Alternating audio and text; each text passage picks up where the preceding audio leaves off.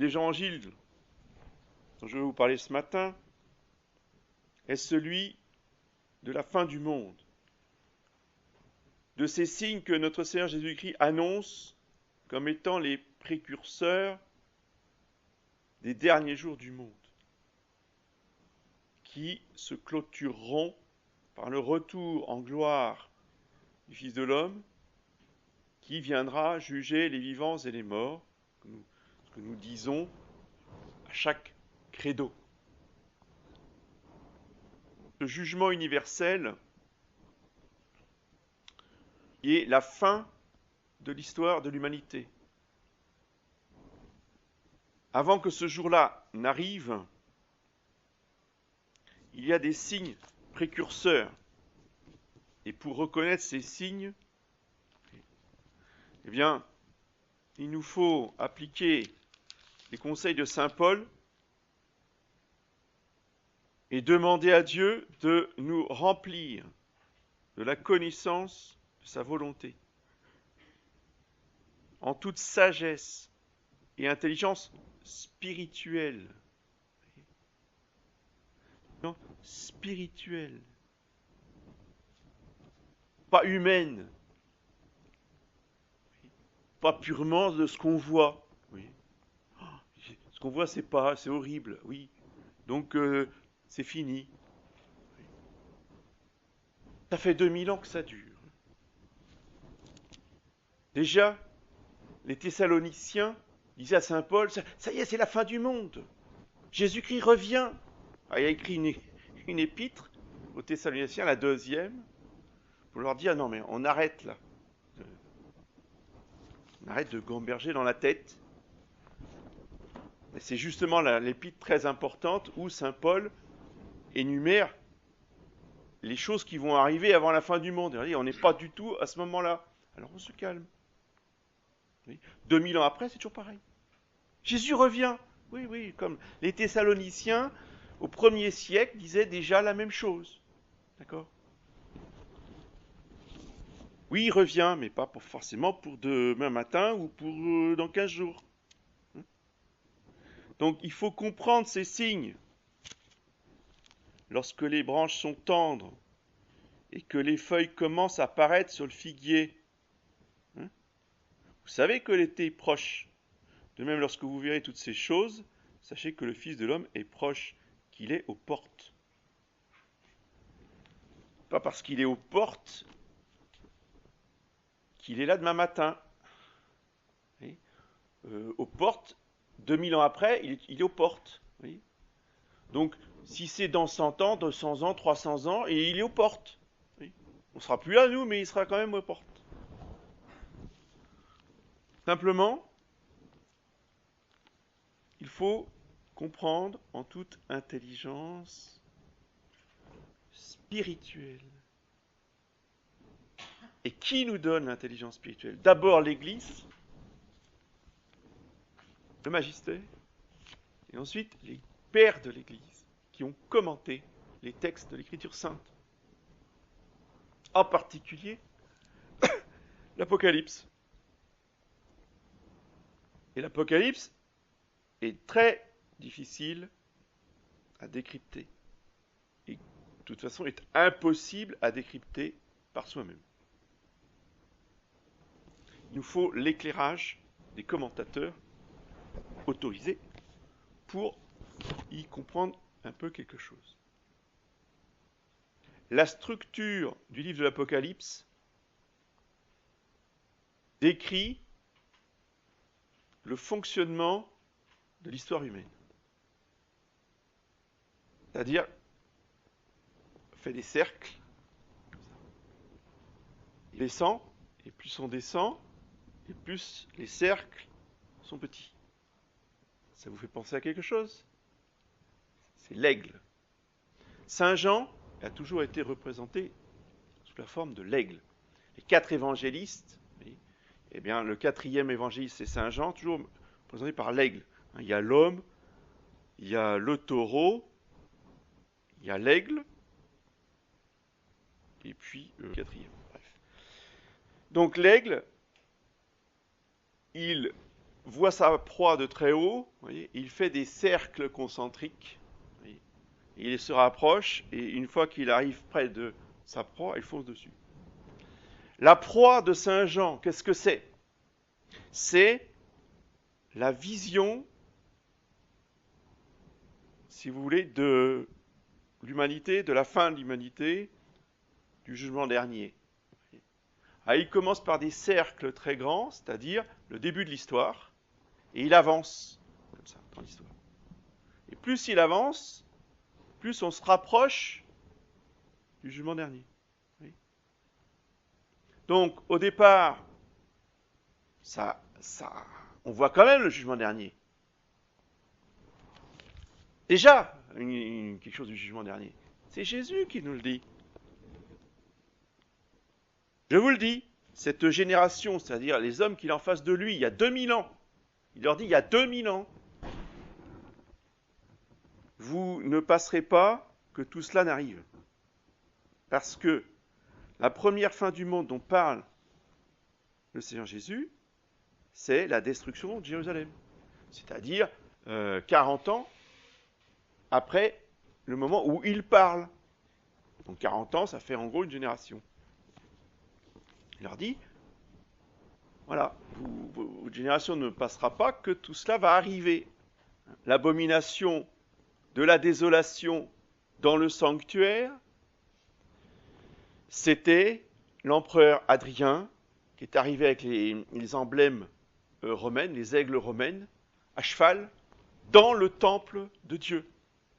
Ça, c'est l'abomination de la désolation dans le sanctuaire. Parce qu'en plus, il est arrivé jusque dans le Saint des Saints, pour bien montrer que, vous voyez, ces Juifs étaient terrassés dans le cœur même de leur foi et de leur religion. Et après, il est ressorti et ils ont rasé le temple. Les chrétiens qui avaient médité les paroles de notre Seigneur Jésus-Christ, qui ne les avaient pas lues, qui les avaient entendues, qui se l'étaient répétées de bouche de chrétien à oreille de chrétien. Il n'y avait pas de missel, il n'y avait pas de papier. Ils étaient tous prévenus. Et donc c'est pour cela qu'il y a eu 2 pièges de Jérusalem. Ce que je vous dis là est extrêmement important pour nous. Ceux qui ne comprennent pas, écoutez bien. Dieu n'est pas sadique. Le sadique dit, ah, attends, tu vas voir. D'accord, toi, tu fais le malin, tu veux plus de moi. Attends, tu vas voir. Je t'envoie les Romains. Ils craquent. On enferme tout le monde. Et on massacre tout. Et on brûle. Et on détruit. Voilà. Terminé, il n'y a plus personne. Parce que quand ça s'est passé, il n'y avait plus personne. Les Juifs étaient crucifiés le long des routes. Et Flavius Joseph, qui est l'historien juif de l'époque, dit que le sang coulait à flot dans les rues. Et c'était sur des kilomètres que les Juifs étaient crucifiés. D'accord? Donc, le sac de Jérusalem, il ne reste plus rien. Dieu n'agit pas comme ça. Ce n'est pas Dieu, ça.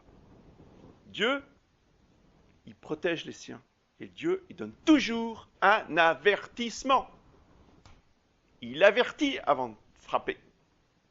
Donc, il y a eu 2 sièges de Jérusalem.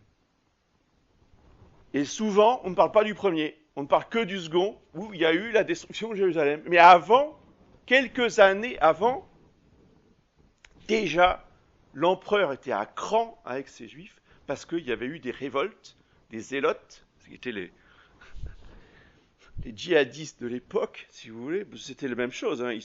C'était des opérations suicides. Ils allaient dans les marchés avec des couteaux, et puis ils assassinaient tous ceux qui leur tombaient sous la main. Donc les Romains, ils étaient à cran. Donc déjà, l'empereur avait envoyé un général pour faire le siège de Jérusalem. Et là, ce jour-là, tout le monde était pris dans la ville. Mais l'empereur avait décrété que c'était un avertissement. Donc il a levé le siège et il est reparti. Mais les chrétiens qui étaient tous enfermés dans Jérusalem, ils se sont dit, bon, là on l'a échappé, mais il était moins d'eux. La prochaine fois, qu'est-ce qu'on fait? On fait ce que Jésus a dit. On s'enfuit dans les montagnes. Celui qui sera dans les champs, qui ne se retourne point pour prendre sa tunique. Ceux qui sont dans Judée s'enfuiront sur les montagnes, et que celui qui est sur le toit n'en descende pas pour emporter quoi que ce soit de sa maison. D'accord? Donc on part, on s'enfuit, on quitte la ville, et on va se réfugier dans les montagnes, loin de la ville. Donc quand l'empereur, les armées romaines sont parties, qu'ont fait les catholiques de l'époque? Ils ont fait leur bagage, ils ont pris femmes, enfants, et ils ont été se réfugier dans les montagnes. Et quand il y a eu le deuxième siège de Jérusalem, là en 70, où l'empereur a dit cette fois-ci il n'y aura pas de rémission et on détruit tout, ils ont détruit tout, ils ont tué tout le monde, sauf les catholiques qui n'étaient plus là. Vous voyez? Voilà. Ça sera la même chose à la fin. C'est ça que ça veut dire. Parce que Dieu, il agit toujours de la même façon. Le premier siège de l'Église, qui est la Nouvelle Jérusalem, c'est encore Saint Paul qui nous dit, il y a deux Jérusalem. Il y a la Jérusalem d'en bas et la Jérusalem d'en haut. La Jérusalem d'en haut, c'est l'Église. La Jérusalem d'en bas, c'est celle qu'on connaît encore aujourd'hui. Donc, quand l'Église sera assiégée comme Jérusalem, ça se fera en deux temps. Il y a un premier temps, c'est le nôtre, c'est Vatican II. Là, pour qu'on comprenne comment ça va se passer. Et en plus, ils ont la bonté de nous expliquer leur plan. Vous voyez, il suffit de lire M. Bérou qui a transmis la circulaire de la Cour suprême du Conseil de l'Europe ou quelque chose comme ça. Il n'y a qu'à lire les plans de l'OMS, de Bill Gates, ID 2020. Ils en ont fait un autre, ID 2030, où ils expliquent tout ce qu'ils vont faire. Pour qu'on comprenne, ça ne veut pas dire qu'on va être massacré demain. C'est pour qu'on puisse lire et prendre conscience et transmettre aux générations suivantes qu'est-ce que c'est que le règne de l'Antéchrist. Vous voyez ? Et ce que nous avons connu avec Vatican II et l'État profond, c'est juste un avertissement. Et pour nous délivrer de ce siège, si vous voulez, qui éclipse l'Église, l'Église est éclipsée justement par les serviteurs de l'Antéchrist, les serviteurs de Satan, de Lucifer, eh bien, le Sacré-Cœur de Jésus nous a donné le dernier remède pour l'humanité, qui est le cœur immaculé de Marie. Donc il nous promet de guérir l'humanité par la dévotion au cœur immaculé de Marie. Mais tout de suite, il a rajouté, et il n'y en aura point d'autre. C'est-à-dire que les générations suivantes, lorsqu'elles se laisseront séduire par les discours fascinants, hallucinants des fils de Satan qui leur promettront l'éternité avec un disque dur dans le cerveau où on pourra faire passer toutes les informations de cerveau en cerveau, de gens qui seront robotisés et augmentés, vous voyez, avec les nanotechnologies et tout ce qui s'ensuit. Le jour où les descendants se laisseront séduire par ces sirènes, il n'y aura plus de remède. Et là, l'Antéchrist arrivera. Mais avant que l'Antéchrist, c'est-à-dire le roi du monde, le chef du gouvernement mondial, arrive pour régner, Eh bien, il doit y avoir d'abord, nous dit saint Paul, dans son épître, son deuxième épître aux Thessaloniciens, l'apostasie des nations. Qu'est-ce que c'est que l'apostasie des nations? C'est qu'une fois que les nations auront été catholiques, évangélisées, officiellement catholiques, avec des rois ou des chefs d'État catholiques, eh bien, ces gens-là renieront l'Église catholique. C'est ce qui s'est passé dans les années 70. Comment cette apostasie a été possible, nous dit saint Paul? Il faut une condition sine qua non pour que ça arrive. Il faut que l'obstacle qui retient l'Antéchrist saute. Parce qu'il y a un obstacle qui retient le fils de perdition. Il y a 2000 ans. Dire, ah mais l'Antéchrist va arriver. Non, attendez, l'Antéchrist il ne va pas arriver. L'Antéchrist, ça fait 2000 ans qu'il est là. Parce que depuis 2000 ans, il y a un fils de perdition qui lutte contre l'Église. D'accord? Sauf que le dernier, il aura, je dirais, le laisser-passer divin pour dire, bah maintenant tu fais ce que tu veux, vas-y. Mais en attendant, il est là mais il ne peut rien faire. Ou très peu, ou il ne peut faire que ce que Dieu le laisse et lui permet de faire. Quel est cet obstacle? Commentaire de saint Thomas, que je mettrai en bas de la vidéo sur YouTube. Je vous donnerai toutes les références et tous les textes très importants. C'est pas long en plus. C'est un court commentaire de ce passage de saint Paul, où saint Thomas d'Aquin nous dit que saint Augustin était persuadé que l'obstacle qui retenait les fils de perdition, c'était l'Empire romain. Quel chrétien, bien sûr. Il parlait de Constantin et de ses successeurs, les empereurs d'Orient. Les barbares ont éradiqué l'Empire romain et l'Antéchrist n'est pas venu, dit saint Thomas. Donc ce n'était pas l'Empire romain. Politique. Mais il dit, saint Augustin ne s'est pas complètement trompé parce qu'en fait, l'obstacle à l'Antéchrist, c'est l'Empire romain spirituel, c'est-à-dire la papauté, c'est-à-dire le Vatican, c'est-à-dire le siège de Pierre. C'est-à-dire quoi? L'infaillibilité pontificale, qui est le rempart contre toutes les hérésies. Si l'infaillibilité pontificale saute, eh bien, il n'y a plus d'obstacle, dit saint Thomas. Et là, eh bien, l'Antéchrist peut arriver, peut triompher, et il sera reçu, dit-il, dans l'Église, et il la gouvernera. Clair, on ne peut pas être plus précis. Qui est encore plus fort, parce que là, bon, c'est un commentaire de saint Thomas, d'accord, mais c'est pas la parole de l'Église. Là, je vais vous citer la parole de l'Église officielle, le bréviaire, la liturgie, qui cite saint Jérôme, qui est un père de l'Église, parmi les plus grands, et qui a l'autorité, une des autorités maximum parmi les pères de l'Église. Voilà ce que nous avons lu ce matin à Matine.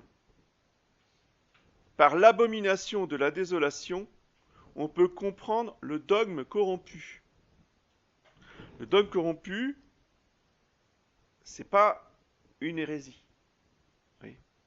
Parce que, on va dire, un dogme corrompu, c'est une hérésie. Non. Si c'était une hérésie, saint Jérôme aurait parlé d'hérésie. Il ne parle pas d'hérésie. Il dit, l'abomination de la désolation, c'est le dogme corrompu, c'est-à-dire la foi elle-même, la racine des dogmes.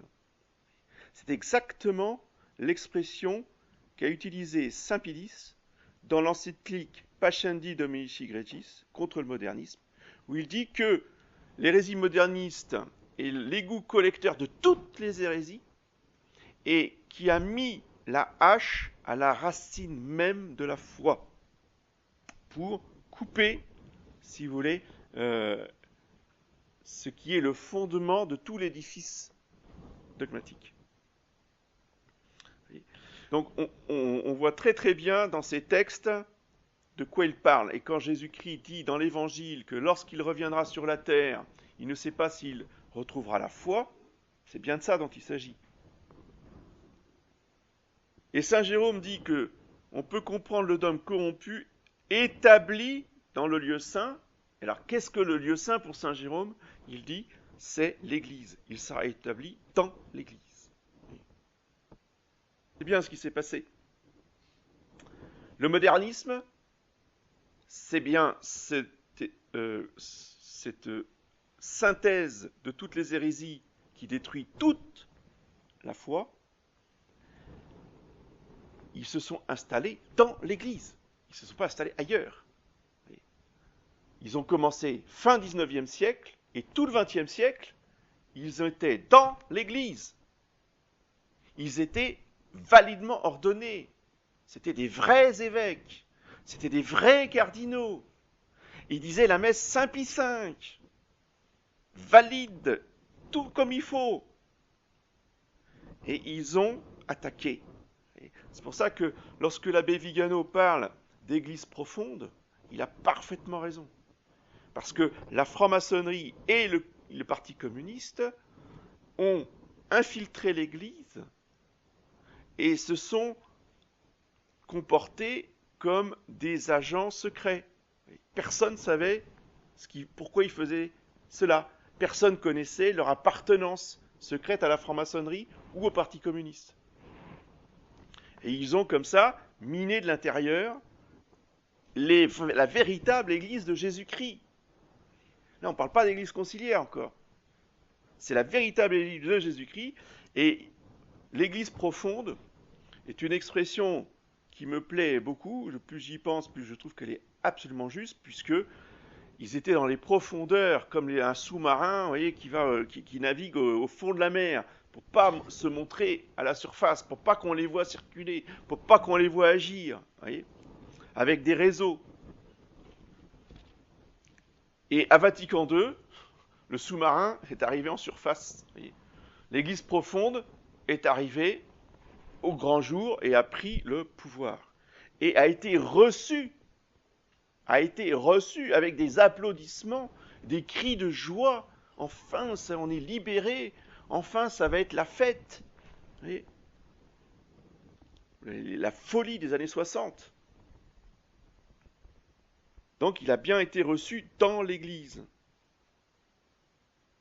Alors, qu'est-ce que nous devons faire, nous les catholiques? Là, ce que dit le Seigneur Jésus dans l'Évangile, fuir dans les montagnes. Comme en montagne. À 100 mètres, mais montagne quand même. Montagne et monts d'arrêt. Bon, je plaisante, hein, mais qu'à moitié. C'est important de comprendre que nous avons fui les structures de l'Église qui ont été investies par les forces antichristiques. Et il faut faire prendre conscience, autant que nous le pouvons, aussi délicatement que possible, surtout en montrant les choses. Et en particulier la fameuse vidéo très très bien faite qui est sur YouTube, à la chaîne Deus Est, sur l'Église conciliaire et l'Église catholique, l'Église conciliaire qui éclipse l'Église catholique, parce que les images portent beaucoup plus que les mots. Donc il faut faire circuler cette vidéo pour montrer à ceux qui n'ont pas encore compris qu'ils étaient dans une secte antichristique, qu'ils sont dans une secte antichristique, qui a reçu l'abomination de la désolation, qui est un démon, qui est une déesse Pachamama, qui a été reçu dans un sanctuaire d'une basilique romaine dédiée à la Sainte Vierge. Et, là, on est au cœur de l'abomination. Et déjà, en 86, ils ont mis sur un tabernacle dans la basilique Saint-François, s'il vous plaît, ils ont mis sur le tabernacle une statue de Bouddha, qui est exactement la même chose. Un démon, une idole, dans le sanctuaire, là où il y avait le tabernacle avec la présence réelle. Donc quand même, ils avaient enlevé le bout de pain qui leur sert de présence réelle. Ils avaient quand même enlevé le ciboire de pain le tabernacle était vide, mais quand même, symbolique. Donc nous vivons ces temps-là pour nous faire comprendre ce qui se passera à la fin, pour que nous soyons instruits en toute sagesse et intelligence spirituelle. Autre signe que nous allons voir, ça va être la conversion des Juifs.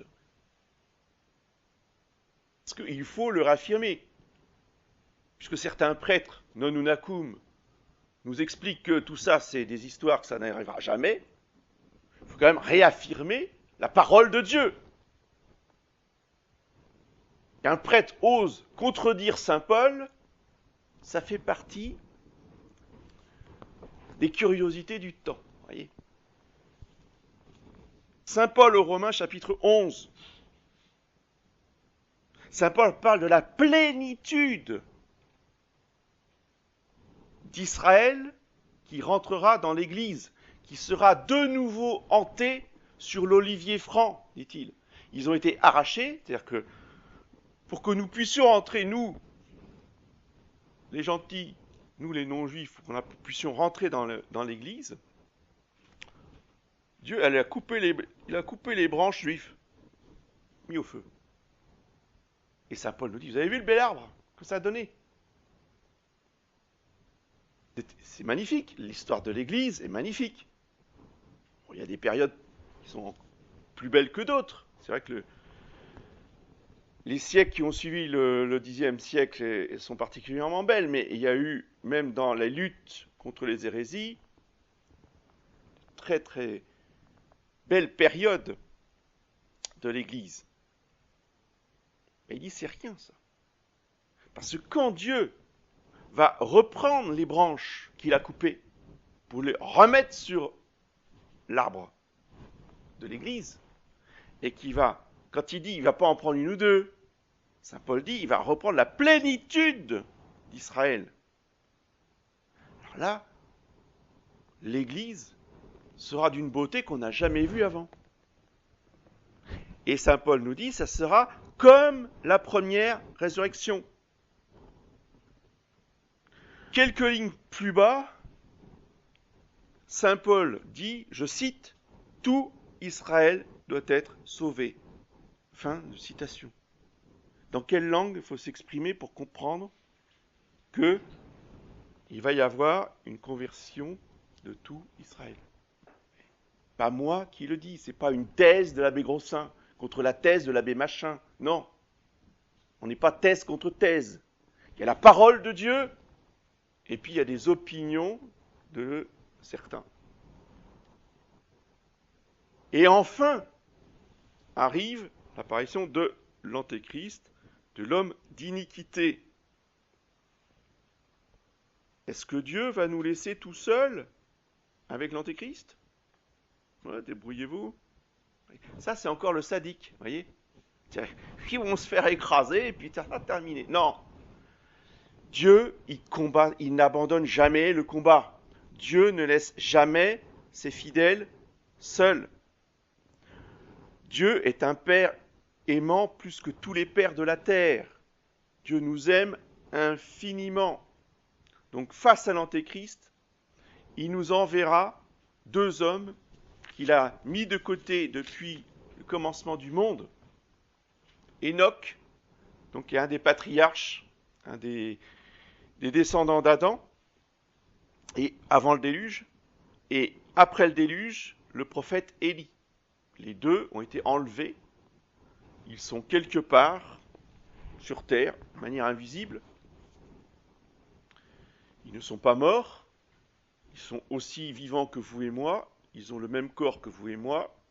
Mais comme tout être humain depuis Adam, ils doivent absolument mourir. Donc Dieu les maintient en vie de manière miraculeuse pour qu'ils puissent prêcher contre l'Antéchrist sans jamais être atteints. L'Antéchrist essaiera de les tuer, il n'arrivera pas. Sauf au moment où Dieu lui permettra, et alors il les mettra à mort, c'est-à-dire qu'il les martyrisera. et ils mourront donc martyrs. C'est pour ça que la messe de Saint-Élie est en rouge, parce qu'il mourra martyr de l'Antéchrist. Mais en attendant, eh bien, il pourra prêcher, il pourra dénoncer les mensonges. Vous voyez, Enoch nous racontera comment c'était la terre avant le déluge. Enoch qui a connu Adam. Faut pas oublier, Adam il a vécu presque 900 ans. Donc Enoch, quand il était tout jeune, a connu Adam. Donc Enoch, il va nous raconter que la terre, elle n'a pas 4 milliards d'années. Enoch, il va nous raconter qu'on ne descend pas du singe. Enoch, il va nous raconter, enfin, toute la Bible, toute l'écriture sainte, tout le catéchisme, sauf que lui, il l'a vécu. Lui, il était vivant de ce temps-là. Voyez. Et l'Antéchrist, eh bien, tous ces mensonges seront réduits à néant. Voilà. C'est pour ça qu'il ne faut pas voir que le côté négatif, persécution, destruction, etc. Il faut voir le côté positif des choses. Ce combat sera absolument gigantesque, il y aura des côtés absolument merveilleux. Et quand ces choses-là arriveront, et quand ces signes, nous les verrons, car tous ces signes que nous voyons déjà, nous, actuellement, que nous dit le Seigneur Jésus ? Levez la tête parce que votre délivrance est proche. Pas baisser la tête parce que c'est horrible, parce que c'est affreux, parce que on va tous y passer, parce que c'est abominable, et puis vous avez vu ces crimes, et toutes ces abominations. Non, je dis pas ça. Au contraire, on relève la tête, on regarde le ciel, et on attend, on se réjouit, parce que notre délivrance est proche, parce que Jésus-Christ va venir juger tous les méchants. Le Seigneur Jésus-Christ va expliquer l'histoire humaine qu'il a écrit lui-même. C'est Jésus-Christ le centre de l'histoire. D'Adam à Jésus-Christ, c'est l'histoire avant Jésus-Christ. Et de Jésus-Christ à l'Antéchrist, c'est l'histoire après Jésus-Christ. Et tous les événements dans le monde se comprennent par rapport à Jésus-Christ et à ses ennemis, même dans l'Ancien Testament. Parce que Satan savait très bien, depuis le jardin d'Éden, où Dieu lui a dit que la femme lui écraserait la tête, et que Dieu le Père lui a annoncé la venue de son Fils pour sauver le monde, Satan il savait très bien de quoi il retournait, et toute sa lutte contre l'humanité est une lutte contre le Messie à venir, contre le peuple du Messie, contre les descendants d'Abraham. Et après Jésus-Christ, toute la lutte de l'enfer et de Satan est de s'acharner contre les membres de Jésus-Christ, que sont les catholiques, qui font partie du corps mystique du Christ, donc ils s'acharnent contre cette Église catholique. Chacun d'entre nous, nous avons un rôle à jouer dans cette histoire. Et ce n'est pas une figure rhétorique que je vous dis là. C'est une réalité absolument concrète. Nous ne devons pas avoir comme seule préoccupation notre petite personne, voyez, ou notre petite famille, voyez, avec le seul but de survivre. Non. Nous avons un rôle social pour le bien commun, pour le bien de tous. Il faut avoir le souci de tous nos contemporains, de tous nos concitoyens, de notre patrie. Ensuite, nous avons un rôle familial. Combien de descendants, directs ou indirects, dépendront de ce que nous sommes en train de faire actuellement, des positions que nous défendons actuellement, de la foi pour laquelle nous combattons aujourd'hui. 1000, 2000, 3000, 10 000, ça va très vite, sur 100 ou 150 ans. Parce qu'il n'y a pas que nos descendants à nous. Il y a les neveux, les nièces, toutes les pièces rapportées, les maris des neveux, les femmes des neveux, etc. Les maris des nièces, pardon. Quoique aujourd'hui, ça fait beaucoup de monde. Et le but du jugement dernier, c'est de nous montrer toutes les personnes qui se sont sauvées grâce à nos prières, à nos témoignages, à notre fidélité, etc., etc. C'est pour ça que c'est très important, et c'est une véritable révélation. Apocalypse, ça veut dire en grec révélation. C'est-à-dire que Dieu va manifester au monde les causes des péchés et les effets des péchés sur toutes les générations suivantes. Il faut que l'on voit tous les damnés qu'a provoqué Karl Marx. Marxisme, c'est sur des siècles, sur des milliards de gens, sur la planète. Donc il faut que celui-là, il voit les conséquences de ses écrits, etc. Ça sera, d'un certain côté, absolument horrible. Mais il faut que ça soit révélé, voyez, pour que la justice s'accomplisse. C'est exactement ce que nous allons voir, nous, de notre vivant, par rapport à ce que nous avons vécu de persécution antichristique. C'est pour ça qu'il faut le relever la tête. Que pour rien au monde, je voudrais vivre un autre moment que les années que nous allons vivre maintenant. Parce que il va y avoir les procès qui vont arriver où tous ces gens qui ont voulu nous rendre esclaves de leurs caprices, non seulement ne vont pas voir la réalisation de leurs projets, mais vont être jugés pour les crimes qu'ils ont commis. Alors, encore une fois, je vous dis attention, n'allez pas ouvrir les vidéos qui racontent leurs crimes, ça suffit de savoir ce qu'ils ont fait. Et pas aller voir ce qu'ils ont fait. Mais le monde entier va connaître les fraudes, les crimes, les abominations et les projets que ces gens-là avaient en vue de nous imposer. Il faut se préparer, il faut prier, il faut se réfugier dans le cœur immaculé de Marie, il faut réciter l'exorcisme. Parce que c'est vous, je pèse mes mots, c'est vous, c'est moi, c'est nous qui allons précipiter ce jugement qui doit arriver. Plus vite il va arriver, plus vite nous serons délivrés, plus vite nous irons mieux et nous pourrons reconstruire des choses intéressantes. Donc, prenons notre exorcisme et récitons-le régulièrement. Parce que Saint Michel ne peut pas agir si nous ne le mettons pas en action par l'exorcisme. Ça, c'est un principe clé. Je suis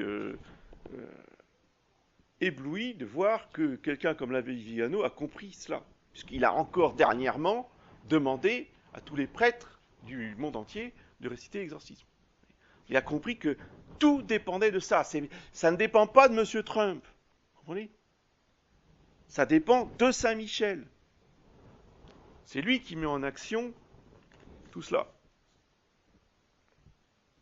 Donc, levons la tête et soyons dans la joie de la victoire dans laquelle nous croyons avec sagesse et intelligence spirituelle. Au nom du Père et du Fils.